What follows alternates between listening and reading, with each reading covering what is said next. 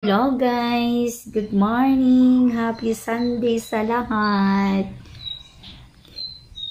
May i-share po ako guys na na-realize ko po sa taong ito noong nakita ko sa homily ni Father Darwin Gitcano.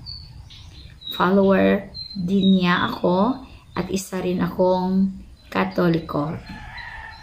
So, doon ko na-realize, guys, kasi every year, meron po akong pamahiin. Superstitious belief.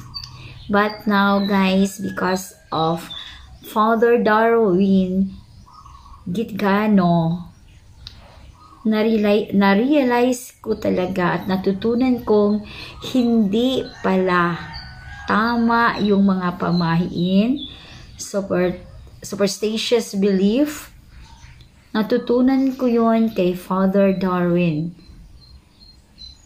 So ngayon guys, manalangin na lang tayo. Manalangin ako directly. Manalangin na lang ako directly to God. At maraming salamat Father Darwin Gitcano.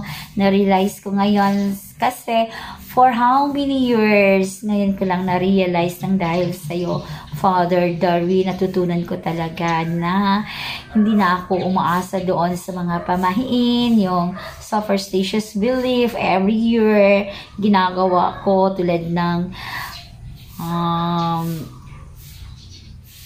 bilog-bilog ng mga prutas, yung mga itlog-itlog, mga pera. So ngayon, natutunan ko talaga na mag-direct to God, mag-pray, hingi ng panalangin, and more blessings to come sa ating life. Amen. God bless us all. God bless.